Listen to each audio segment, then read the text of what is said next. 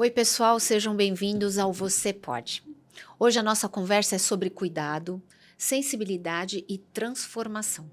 Receba a doutora Loreta Canivilo, ginecologista e obstetra com ampla experiência em saúde da mulher e acolhimento humanizado, que foi peça-chave no cuidado da nossa pequena Malu. Vamos falar sobre a importância de enxergar além dos diagnósticos. E enquanto a gente conversa, já vai curtindo esse episódio e comenta aqui embaixo qual a importância do acolhimento na hora de uma consulta de pré-natal. Loreta, esse momento está sendo muito especial para mim. Não vai me fazer chorar. Não para. vou fazer você chorar, mas eu não prometo que eu não chorarei.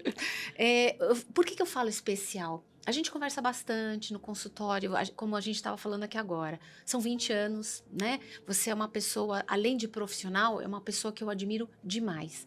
E me acompanha no momento mais difícil da minha vida. E sempre eu falei muito do meu sentimento, você falava alguma coisa ou outra, mas hoje é o momento de eu escutar você.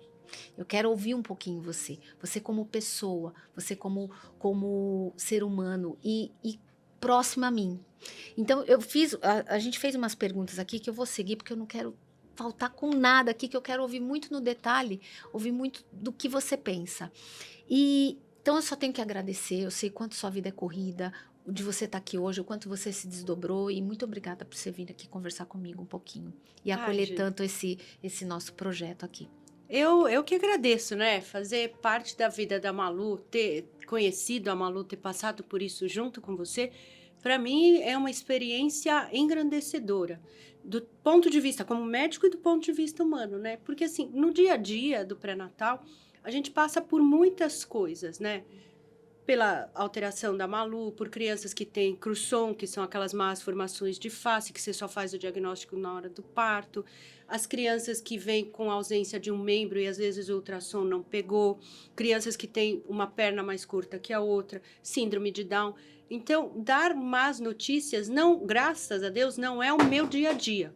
Mas, infelizmente, dar notícias, existem momentos que a gente dá. Mas eu acho que o mais bonito disso é a capacidade que cada um tem de deslanchar e ir para frente, mesmo com aquilo que parece tão limitador, né? Que é o caso da Malu. Que quando ela nasceu, né, eu ficava assim, eu falava, meu Deus, o que a gente vai fazer por ela? E agora eu vejo ela andando, assim, eu me Você emociono, acompanha, né? eu choro. Eu falo, Malu, eu choro, assim, porque para mim ela é parte de mim, né? Para ela, não é, ela não me sente igual. Mas eu fui vendo mês a mês como a gente chegou no diagnóstico, tudo. Então, foi o que a gente estava falando agora há pouco. São 20 anos de convivência e você acompanhou a minha gravidez, da dificuldade, da FIV que eu fiz, inúmeras que eu fiz. Então, você acompanhou todo. Mas o que eu queria perguntar para você, assim, Na lata. na lata, Perguntar. exatamente. Como é que foi você me dar esse diagnóstico e acompanhar? Porque, na verdade, não foi você que deu o diagnóstico, Foi o mas Guilherme. assim, foi o Guilherme, né, no ultrassom. Mas assim, como foi você acompanhar já sabendo? Como é que foi fazer ultrassom comigo, de acompanhamento? Como é que foi lidar com isso? Na hora que o Guilherme ligou, né, eu lembro muito bem, ele me falou, eu falei, gente, não ouço falar disso há milhões de anos, tanto é que não lembrava muita coisa, né? Então, a primeira coisa que eu fiz foi estudar. Falei assim, não, preciso estudar, ver o que tem, para poder entender. E ele me explicou, tanto é que eu fazia ultrassom, eu fazia ultrassom, media... Eu lembro que você falou assim, não tá mexendo muito, essa danadinha aqui não tá mexendo muito. E assim, como eu fazia ultrassom, e eu não faço ultrassom morfológico, né? Eu me concentro em algumas regiões que são importantes para a vitalidade, mas não nos detalhes igual quem faz um ultrassom morfológico. E eu fiquei pensando, né? Eu falava assim, gente, não é possível, a gente demorou tanto para engravidar. Olha como eu falo, a gente demorou tanto para engravidar. Se colocando comigo. Né? E agora vem uma notícia dessa, né? E a gente fica se questionando. Isso. E eu já tinha tido uma perda antes, né? Eu já tinha engravidado antes, já tinha tido um bebê que não tinha os 2 rins. Então, eu sabia a dor da decepção e sabia a dor pior que a dor da perda. Então, eu falo assim, como é que a gente vai acolher? O que você tem que falar, né? Porque não adianta falar, a gente vai resolver. Não. Então, nesse momento, eu fui atrás de tudo que eu sabia para poder te ajudar. E dar a notícia, o Guilherme já tinha dado a notícia, a minha única função era ouvir, né? É a minha única função, às vezes. E você, eu não sabia até que você já tinha perdido, não sabia disso, queria até que ouvir você um Ai, você pouquinho. não sabia? Não sabia, isso eu não sabia, mas assim, você me acompanhou com 2 perdas também, você fez todo o processo comigo,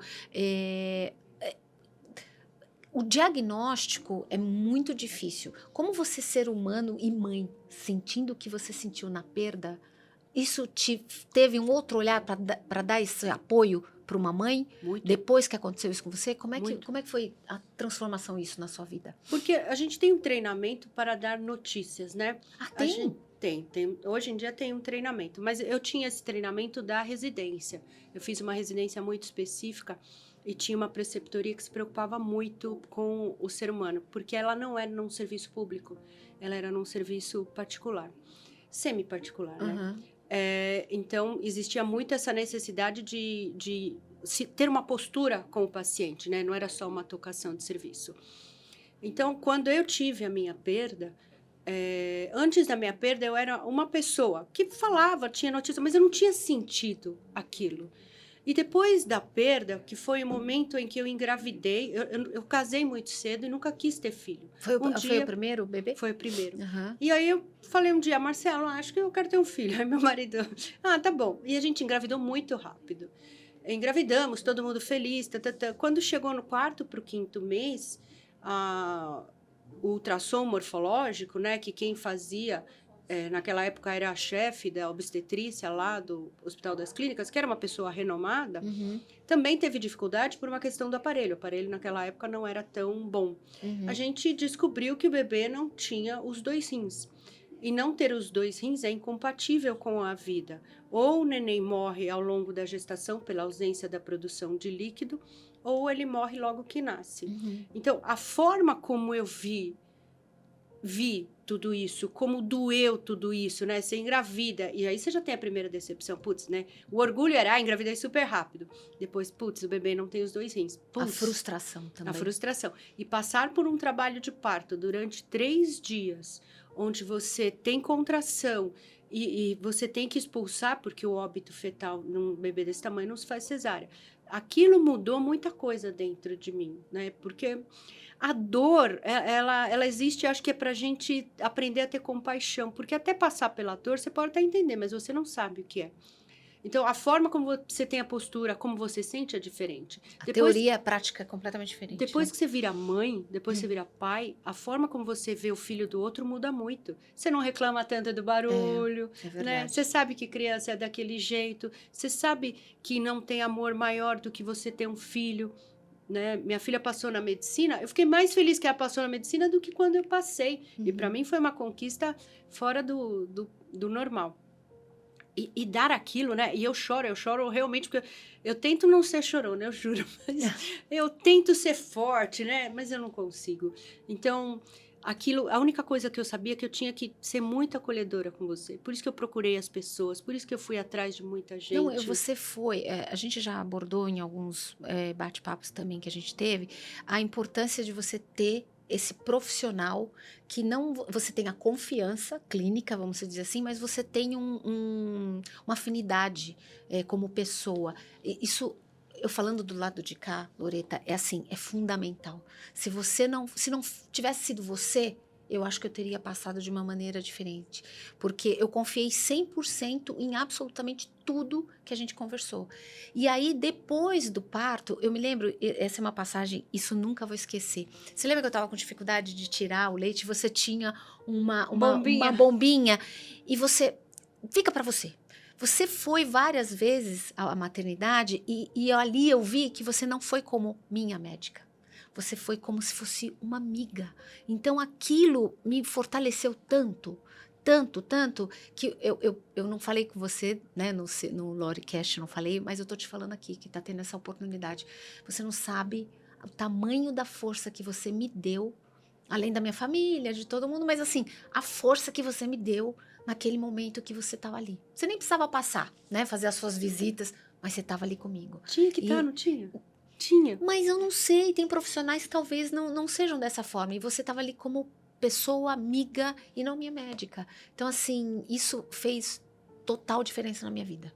total diferença na minha vida. Então, eu acho que talvez essa experiência ruim que você tenha passado tenha te transformado nesse ser humano, além do profissional, mas nesse ser humano que você é.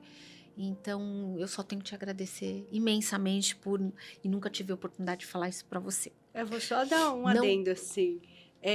Eu passei tudo isso e eu aprendi muito, porque na hora que eu estava lá com dor, quem ficou comigo foi o Márcio e a Patrícia, que é minha sócia, 24, 48 horas, todo mundo lá do meu lado. E eu vi como era importante, porque eu tinha muita dor. Então, eles me davam morfina e aí a dor passava, porque demorou muito para expulsar o bebê, né? Então, quando eu acordava e estava todo mundo lá do meu lado, aquilo para mim foi muito importante. Conforto, então, né? eu sei quanto é importante a gente estar junto, mesmo que não fale nada. Porque às vezes a gente não precisa falar nada, a gente só precisa estar lá. É muito importante isso. Isso, olha, fez total diferença na minha vida. E como que você vê hoje o diagnóstico da artrogripose? Porque é raro, a gente sabe que é raro, é 1 em 5.000, se eu não me engano, ainda hoje. Mas como que você vê o diagnóstico e as possibilidades do desenvolvimento, tendo até como exemplo a própria A Malu. Malu? Como que você enxerga isso? Eu lembro que quando nasceu a Malu, né, eu olhei no bercinho e falei assim, meu Deus, como é que essa criança vai andar? Eu olhava e falava assim, meu Deus. E eu via a Cassandra com aquilo assim, não, a gente vai, a gente conseguir um pratinho assim, conseguir um garfinho assim, né? Eu falava, putz. Aí eu falava pro Marcelo, eu falava, meu, aquela mulher, eu acho que pode passar um vendaval na cabeça dela, ela vai continuar andando. Aí ele falou uma coisa pra mim, ele falou, pelo filho, você faz qualquer coisa. Ele falou, você vai no inferno vender a alma se precisar, mas você vai, você não desiste. E aquilo ficou na minha cabeça, pelo filho a gente faz qualquer coisa, a gente até muda, né? E aí eu falava assim, não. Aí o dia que a gente viu que ela foi fazendo a cirurgia, que ela ficou em pé, que você me mostrou, gente, eu chorava Eu mostrei o vídeo para você. Eu começo a chorar, porque eu falei assim, eu olhava aquela criança e falava assim, meu, não tem prognóstico nenhum. Meu, ela tá ótima. A medicina anda, o diagnóstico ultrassonográfico precoce não vai mudar nada no sentido que não vai mudar o que a gente vai tratar, mas vai te preparar para aquele momento. Porque foi muito importante. Talvez se a gente tivesse alguém que fizesse um ultrassom não favorável, não com isso, ela nascesse de um jeito que não fosse acolhida, ou que a gente não tivesse todo o preparo, todo o planejamento, né? É aquela surpresa que você fica paralisado. A programação te permite uma luta mais justa, não é isso?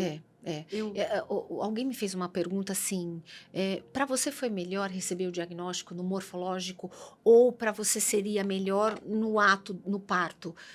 Nunca. Exatamente. Nunca. Exatamente. Foi assim, devastador. Mas no parto, eu já sabia como enfrentar. Por mais difícil que fosse, eu já estava preparada. Da minha maneira, eu estava preparada. Assim, porque eu acho que é um direito, né? Você saber e poder planejar. Porque aí a luta é justa. Quando você pega de surpresa, você já imaginou no centro cirúrgico, você com aquela anestesia geral, acordar? Porque você também não teve uma cesárea padrão. Você teve uma cesárea com anestesia geral, usando um anticoagulante, entrando em trabalho de forma repentina, não tinha outra coisa a não ser uma anestesia geral. E é uma anestesia que você faz anestesia, você tem menos de 5 minutos para abrir e tirar aquele neném, né?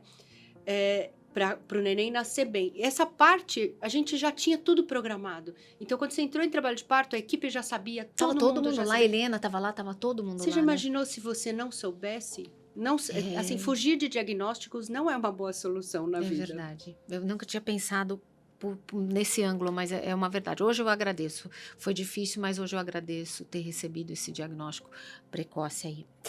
Aí agora eu vou falar um pouquinho da sua história. Da sua história pessoal e com perdas e com a maternidade de uma filha neuroatípica. Mudou sua maneira de acolher também as pessoas? Porque foi um diagnóstico recente. Foi. Então, como é que você enxerga isso? A sua filha linda está aqui com você. Como é que você vê isso? Eu vou falar para você que quando tudo começou, eu ficava meio perdida, porque eu não conseguia entender o que eu tinha feito de errado, né? Na minha cabeça era assim, eu fiz algo errado, né? Porque tem algum desajuste ali. E a gente passou por uma situação muito ruim, né, nesse desajuste, num desencontro, e eu me sentia muito frustrada, porque você tem um filho, tudo que você quer ter é um filho para mostrar para todo mundo. E eu tinha O uma padrão. filha linda, mas ela sofria indo ao colégio, ela não conseguia se adaptar, e eu não entendia o que estava acontecendo ali. E a sorte toda é que, em determinado momento, ser neuroatípica não é uma vergonha. Então, muitas vezes, ela tem vergonha de falar, né? Ela fala assim, não, eu tenho vergonha. Eu falo, não tem que ter vergonha. A gente não pode ter vergonha daquilo que nos define, e nos localiza no ambiente social. Porque, assim, a gente tem que respeitar. Antes eu não respeitava, porque eu não Não sabia. sabia. Muito barulho, né? Não suporta. Muita gente não suporta. Vai numa festa e fica muito cansada, quer ir embora.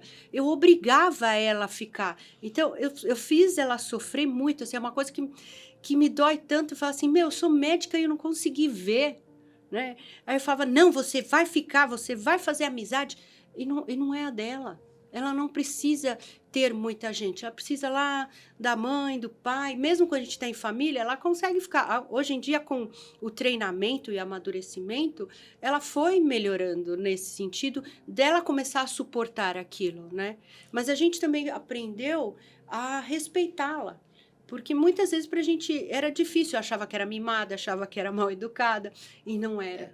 Então, hoje em dia, com toda essa conquista que existe, aqui no Brasil isso é muito importante, com quem é neuroatípico, e não precisa ser um neuroatípico muito grave, né? Normalmente são pessoas com pequenas nuances, que talvez na minha época era o cara que a gente chamava de esquisito. É Né? verdade. Falava assim, é ó, verdade. o cara é esquisito. Na faculdade tinha gente que eu falava, nossa senhora, que estranho. Mas agora eu sei, eu falo, será que essa pessoa... Né? Agora eu consigo questionar. A pessoa não quer ficar muito tempo. Poxa, tá bom, você não quer ficar? Foi bom que você veio, ficou 10 minutos, obrigada. Não quero sair. Hoje em dia, se eu ligo para alguém, para uma amiga minha, fala assim, não quero sair. Eu entendo, falo assim, poxa, tem dia que a pessoa, ou ela não quer, ou ela não pode, ou ela não suporta, ou ela tem alguma coisa. Então, você começa a ouvir mais. Você para de ser prepotente e querer exigir do outro que ele não pode dar. E você tem rede de apoio? Assim, vamos dizer assim, a rede de apoio está presente na sua vida? Está. A gente tem o meu marido é uma pessoa muito mais compreensível do que eu, ele é uma pessoa muito mais fácil de negociar, eu sou uma pessoa muito rígida, né? Eu fui criada de uma forma quase a gente muito não se militar. percebe. Quando a gente vai ao consultório, quase a gente não se percebe. Eu fui criada de uma forma muito militar, então é assim, é assim, é assim, né? Minha mãe foi criada em colégio de freira, então ela me criou desta forma, então eu sempre fui muito assim, é assim, assim, assim, não tem meio termo, ou é preto ou é branco. Isso é muito ruim, porque a gente se torna muito inflexível e eu acabo sendo, às vezes, uma pessoa muito mandona. Então, meu marido, nesse sentido, tem uma interface muito mais comunicativa. A psicóloga, a gente... Eu cometi esse erro também, né? De forçar ela a ir numa psicóloga que ela não gostava. Agora, assim, tudo que ela fala assim, olha, não gosto disso, eu repenso e falo, tá bom. Ela tanto consegue agora nos convencer de tudo que até 2 gatos na minha casa tem. Meu marido não queria gato de jeito nenhum. Agora ele é a pessoa que mais ama o gato. E essas pessoas, elas têm uma sensibilidade que você não é capaz de entender.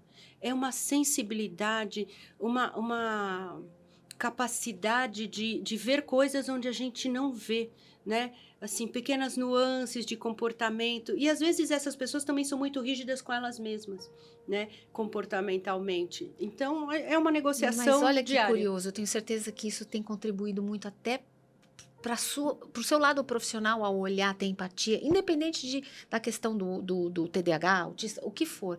Você, nessa sua transformação como pessoa mãe, te traz isso para o seu lado profissional. Sim, porque para você ver como é a coisa. No consultório, eu atendo 4 meninas que são autistas. E cada uma em um grau. Desde aquela que conversa comigo, mas eu não posso tocar, desde a outra que mal fala comigo. Né? Então, mas eu aprendi a me comunicar com elas. Eu tenho meninas com síndrome de Down, devo ter 3 ou 4 meninas com síndrome de Down. Tenho uma série de amostras de tudo que pode acontecer. Meninas que chegam lá e às vezes elas são homoafetivas e querem ser e não sabem que são. Então, você aprende a lidar com o que é diferente. E entender, sabe o que é mais importante? A gente, às vezes, não ouve o nosso filho, né? Porque muitas vezes eu falo assim, ó, tem que ser assim porque eu quero e pronto. Agora eu falo assim, mas depois eu penso, eu acabo voltando atrás, né? Então, para mim foi muito importante. Ela é muito parecida comigo, assim, ela é meio queixo duro, mas ela tem um defeito, ela é muito inteligente. Então, contra-argumentar com ela é um porre. Deve ser difícil, muito né? difícil, porque o bicho é inteligente. Aí ela sabe de política, ela sabe de tudo. E eu falo, ai, gente, eu sou ignorante, eu só sei medicina. E o quanto a gente aprende, né? O quanto a gente aprende. Eu aprendi muita geografia. E as bandeiras eu também aprendi. Sensacional. E o inglês deles. Gente, que vergonha. É uma perfeição, né? Uma perfeição. Eles O inglês acho é que perfeito. esse padrão, né? Eles têm como perfeição, fazer direito tudo que faz, né? Tocar música. Isso é um dom. Tocar música de ouvido. Então, assim, eles têm muita coisa. Que bacana saber que a gente tem muito que aprender ainda, né? Muito. Que bom. E o cuidado com a Malu ensinou para você como médica e como pessoa? A gente falou sobre isso, mas assim, você também você deve ter outros pacientes que deve ter tido alguma outra intercorrência, alguma coisa assim. Não vou puxar para o meu lado, não. Mas foi diferente com a Malu? Foi, porque a Malu era um caso muito, muito fora do padrão, né? Fora você, eu tenho um caso muito interessante também. Eu tenho uma paciente que, como eu, teve uma agenesia renal bilateral. Só que o bebê dela não foi a óbito. O que acabou acontecendo? Ela falou assim para mim, eu vou levar essa gestação até o fim. Aí eu falei assim, olha, legalmente você não é obrigada, né? Porque é incompatível com a vida. E se você quiser, né? E ela falou assim para mim, não, é muito religiosa, ela acha isso muito bonito. Ela falou, não, vou levar até o fim. Aí eu falava, meu Deus, eu vou ter que fazer um parto de um bebê, que eu sei que eu vou dar para a mãe, e dali 10, 15 minutos, ele não vai estar mais lá. E aquilo me lembrava muito a minha história, né? Então, para mim, ao mesmo tempo que era muito doloroso, porque eu lembrava, eu também tinha a obrigação de estar lá por ela, porque ela é uma pessoa fantástica. Aí eu falei, não, eu vou. Então eu fui, a gente fez um parto normal, neném bonito, tudo.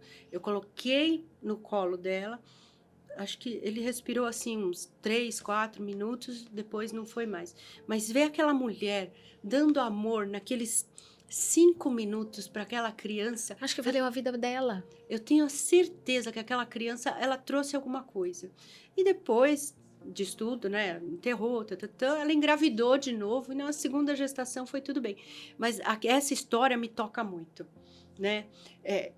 Eu tenho paciente, por exemplo, que tinha uma anencefalia. A anencefalia também é uma condição, não forma parte do cérebro. E ela falava assim, Loreta, eu não quero levar essa gestação até o final, eu não quero. Aí a gente entra com ordem judicial, a gente vai atrás. E era outra postura. Uhum. E aí você tem que apoiar a outra postura, porque, assim, eu dou toda a razão para ela. Não tem objetivo, porque se não tem o cérebro, só tem o tronco encefálico, porque respira, tudo, eu tenho que concordar, né? Tem coisas que a gente faz na vida aqui, a medicina evoluiu tanto que a gente saiu da eutanásia para distanásia. A gente faz sobreviver, talvez, condições onde a medicina não seja evoluída, não sobreviveriam. Uhum. Tanto tempo. E para a mãe é um sofrimento, né? Então, eu tenho muitos casos, assim, e eu vou me envolvendo com as pessoas, eu tenho que escrever um livro, né? Não, eu ia te perguntar uma coisa. Você se prepara... graças a Deus, eu acredito que seja a maioria esmagadora de coisas boas. A maioria esmagadora. Mas tem casos, um outro que você acabou de dizer... Você se prepara? Você passa com algum psicólogo? Você se prepara? Ou religiosa você se prepara para passar por isso? Eu fiz terapia bastante tempo. E em algum momento, eu sempre falei que era ateia, não acreditava em nada. Em algum momento, eu precisava ir a algum lugar para refrescar a minha alma. E aí eu comecei a frequentar a igreja. Frequentei a igreja um tempo, parei um tempo e voltei há algum tempo. Porque eu preciso disso. porque eu também passei por muito sofrimento. Eu tinha uma paciente que eu, assim, conheci desde nova, era uma paciente que gostava muito de mim. Sabe, tem paciente que gosta muito de você. Aham. Então, ela me convidou para o casamento dela, eu fiz o parto dos filhos dela, e ela sempre tinha uma dor de estômago. Eu falava, fulana, você tem que fazer endoscopia. E ela me enrolava, me enrolava. Quando ela foi fazer, ela tinha um tumor de estômago. E essa menina morreu com 37 anos. Então, assim, eu também tenho as minhas dores de perda, porque ela não é meu familiar, ela, tecnicamente, ela não é nada minha. Mas ela é algo minha, porque de alguma forma a gente dividiu muitos momentos. Então, assim, eu tenho todas essas histórias que vão me machucando e que vão me fortalecendo, mas eu tenho que ter Um escape, você tem que ter. um Você escape. tem Por que isso acho que eu ter. faço muita musculação, eu corro muito. É. Aí eu faço jiu-jitsu, porque eu preciso de uma válvula de escape. Senão eu ia beber. E beber não dá certo, né? Com a profissão não ia dar certo, não ia dar muito rolar. certo, não ia dar. Mas a gente precisa. É Para ser um bom necessário. médico, você tem que ser humano, mas você também tem que se resguardar ao mesmo tempo. Mas eu não consigo me resguardar, eu me entrego de corpo. Eu sou escorpião, né? Eu vou Então de tá corpo e explicado. alma. Então tá explicado. Eu sempre falo assim, se é para dar certo ou dar errado, não interessa, mas a gente Vou vai encarar. mergulhar. É. E eu sou assim, eu sou muito passional, né? A Verônica, ela me ouve mais da parte profissional, ela sabe disso. Você como paciente, nem tanto, mas a Verônica, assim, a gente sofre muito. Mas o resto é tão gratificante, É isso que né? eu falei, a maioria esmagadora são coisas lindas, é parto, é vida. É vida, você lida O parto com é vida. melhor, eu não deixo de fazer, eu faço parto só das minhas pacientes atualmente, né? Eu não deixo de fazer porque para mim é um momento absurdamente renovador. Né? Hoje eu operei um uma tumor, terapia. por exemplo. Né? É renovador porque, assim, fiz o diagnóstico precoce, a gente tratou, a paciente vai ficar bem. Mas o parto, aquela hora que você pega o bebezinho, aquela coisa gostosinha, que respira na sua mão, faz assim... Gente, E depois você vê desse tamanho, né? Depois você vê desse E depois tamanho. você vê assim, é uma coisa linda, linda de viver. É ali que a gente renasce todo dia. Ai, que linda história. Ai, na sua prática diária, o que mais acredita que falta para um atendimento verdadeiramente acolhedor nas maternidades? O que você acha que falta? Eu acho que falta na maternidade... o problema hoje em dia é que a medicina ela é muito protocolada. Então, existe uma série de passos que são obrigatórios. A quantidade de funcionários, em média, é menor do que precisa, né? E existe uma alta rotatividade, principalmente na maternidade. As pessoas não gostam que a gente fale disso, mas é verdade. O lugar onde menos tem complicação é na maternidade. Então, é onde muitas vezes colocam as pessoas que estão começando. Mas, ao mesmo tempo, é o lugar onde, quando encaca, são duas vidas. Grave, né? Então, eu acho que falta um pouco de preparo e falta um pouco de investimento. É essa a verdade. Você vai ver que em São Paulo a gente tem poucas maternidades para o número de população que a gente tem. Então, você tem grandes hospitais com maternidades, mas falta maternidade para as pessoas. E onde mais falta pessoal capacitado é no SUS. Né? Porque o SUS é um médico com um monte de paciente e uma quantidade de enfermagem. Então, é aquela rotatividade muito grande. Eu não conheço paciente, o paciente chega em trabalho de parto, ocorrem fatalidades em obstetrícia, pode dar tudo bem, mas o parto, o bebê, ele pode não sobreviver. Mas estava ótimo, mas pode acontecer, isso é estatística, né? Algo pode dar errado.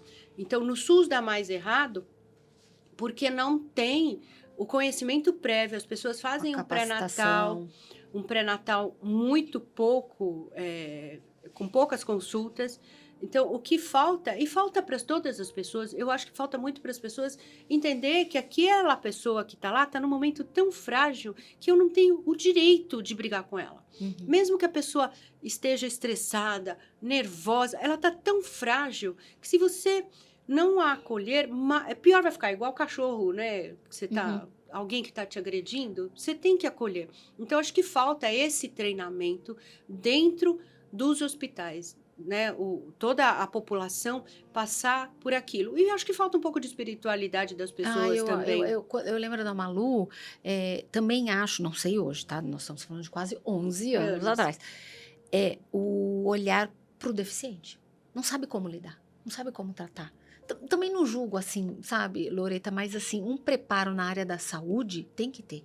Tem que ter um acolhimento, tem que ter imagina, não são todas as patologias, mas você precisa ter esse Mas você lembra que acolhimento. quando eu fui passar visita com você, eu levei ela lá? Lembro, Eu falei, lembro, Lala, a gente vai ver o neném, ele é assim, lembro. assim.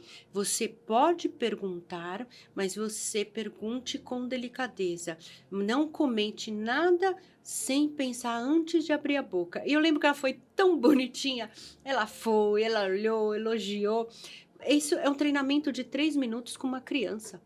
Pois é, não gera um custo, não gera nada. Então, assim, faltava o quê? Alguém chegar lá e falar assim, nós vamos receber um bebê assim, assim, a nossa conduta será assim, assim, essa doença é assim, assim, porque as pessoas ficam, né, chocadas, assim, meu Não, Deus. paralisa, É, né? mas é a Paralisa. falta de treinamento, né? É. Então, eu lembrei disso, eu levei ela lá. Eu lembro disso. Eu falei, Numa Lala, visita que você foi, você trouxe ela porque eu toda tinha, não delicadinha. tinha babá aquele dia, alguma coisa, eu falei, vai ter que ir junto, né? Uhum. Por isso que eu falo, foi a visita de amiga, que você leva até a filha junto Levo. para acolher também. Isso é importante, tão importante pra gente. Ai, tem tanta coisa aqui para falar e eu queria mais uns 2 dias aqui para conversar com você, mas vamos lá, estamos terminando. Como profissionais da saúde podem praticar mais a empatia, o pertencimento no atendimento às famílias? Acho que a gente já falou um pouquinho aqui, mas se você puder entrar um pouco mais. Acho que as faculdades hoje, né, têm aulas de teatro, onde você tem uma pessoa que finge que é o paciente para te ensinar nesse sentido. Como dar uma notícia ruim, como se comportar, como ser empático. Porque na profissão, ser empático é obrigatório, né? Não é um plus, é obrigatório. Então, eles fazem essas aulas. E vai muito da pessoa. Eu acho que assim, eu nasci para fazer medicina, porque eu lembro desde pequena, eu sempre falo assim, eu vou ser médica, eu vou ser médica, eu vou ser médica. Eu sempre falei que ia ser médica, eu nunca pensei em outra coisa. E eu traço a medicina de uma forma tão forte, mas tão forte, que assim, muitas vezes eu abneguei minha família, né? Eu abri mão da minha família, eu fiz coisas que muita gente julga, fala assim, putz, mas você não vai no Natal com a sua família? Estudando, né? Para fazer parto, para estudar, Aí eu sempre falei pro meu marido, gente, a medicina vem antes da minha família, porque foi a medicina que me moldou. Hoje em dia que eu tô mais velha, eu entendo que talvez eu podia ter sido um pouco mais equilibrada, mas eu sou uma pessoa passional, aí não tem jeito. A medicina, assim, eu ir trabalhar para mim é muito importante. Quando eu perdi minha sobrinha, ela tinha 14 anos por um tumor no fêmur. E eu ficava pensando naquilo, né? Aquilo me doeu tanto, assim. É um negócio, assim, que até hoje eu não superei muito bem. Eu tinha que trabalhar, porque se eu ficasse em casa, eu não conseguia. Eu falar assim, eu tenho que fazer diferença na vida de alguém. Então, eu sei que cada vez que eu atendo alguém, eu não atendo alguém. Eu faço diferença na vida de alguém. Então, acho que o que falta para as pessoas é entender que a medicina é isso. Hoje em dia, o que eu vejo? As pessoas querem o paciente com ticket médio. Ou seja, você tem que ir lá no consultório, consumir tanto, usar tal pacote, tal soro, tal negócio, para dar tanto para o consultório. Eu entendo que a gente tem que ganhar, mas eu acho que estão invertendo as coisas. Virou uma forma muito comercial. É um comércio, exatamente. Mas, ao mesmo tempo, graças a essas pessoas, é que meu consultório é cheio. Uhum. Entendeu? Porque são coisas que eu não faria, né? Eu tenho laser no consultório. Quem me conhece sabe. Às vezes eu falo assim, ó, tem o laser e tem o hormônio. Vamos fazer primeiro o hormônio. Se não der certo, faz o laser. Qualquer outra pessoa pensaria assim, paguei 200 mil nesse aparelho, eu tenho que fazer vai me trazer um retorno é esse, vamos tantos pra lá. lasers, então eu vou indicar. Então eu acho que falta essa priorização de querer fazer diferença na vida das pessoas. As pessoas querem fazer medicina, mas antes da medicina vem assim, o que eu posso melhorar naquela pessoa? O propósito. O que eu posso ouvir? O que eu posso falar? E a minha consulta é muito mais uma conversa. Verdade. Né? Eu vou perguntando, mas a gente vai conversando, porque você tem que mostrar para o outro que você está lá para ajudar. E você sai da sua vida, vai para a família, faz assim, né? A consulta é isso, é muito, muito gostoso, por isso que eu falo. Por isso que eu sempre estou atrasada. Não, a gente entende, porque a gente vai atrasar alguém também, a gente entende, não tem problema. Eu vou ter que finalizar, mas a gente vai marcar outros bate-papos. Fique tranquila que eu vou puxar você vai pode ver. Pode me chamar. Eu vou lá, você vem aqui, a gente vai falar mais vezes sobre alguns temas que eu acho que é importante, né? Aquilo que eu falo, o pertencimento nasceu porque a gente precisa ter voz, a gente precisa falar. né? E você A gente que é mãe de quem não é igual, a gente tem que precisa falar mais. E você faz parte da minha vida, da minha história. Então, e hoje você também tem, sendo uma mãe atípica, a gente precisa ter voz, Loreta. A gente precisa falar mais sobre isso. E a gente vai ter esse momento para falar mais, com certeza. Mas eu vou ter que encerrar. Mas eu queria que você deixe uma palavra de pertencimento para quem está lidando com esses diagnósticos tão difíceis. Deixa esse conforto, deixa essa palavra de pertencimento. Nossa, agora você me pegou. São tantas, né? O que eu acho que assim, para quem é mãe e tem um filho que não é igual, né? Eu sempre brinco desse, que não é igual, só tem uma coisa a falar. Essa criança veio primeiro porque ela vai te ensinar alguma coisa.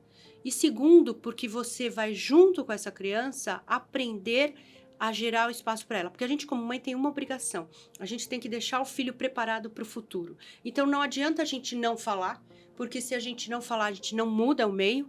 Não adianta a gente fingir que não vê, porque a gente não muda o meio. Então, a gente veio para mudar o meio. Só tem um jeito de mudar o meio. Gritando, falando, esperneando e mostrando. A gente não pode deixar as pessoas fazerem você sentir vergonha. E vou falar o que eu falei para ela hoje. A gente não pode ter vergonha daquilo que a gente é. Porque o que você é o que te define como pessoa. E as pessoas não são iguais. Você é única. Deus não fez todo mundo igual. Então, ela tem, e sua filha tem, os mesmos direitos. E eu acho que elas têm mais direitos, porque elas já vieram com um grau de desvantagem. Então, são esses gritos, essas manifestações que fazem com que a sociedade abra as portas.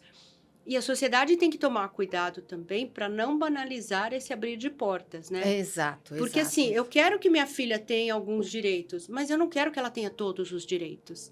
Eu quero que ela tenha aqueles direitos que sozinha talvez ela não consiga, mas eu não quero que ela tenha todos, né? Eu não quero que ela também seja um indivíduo que ultrapassou ali e prejudicou alguém.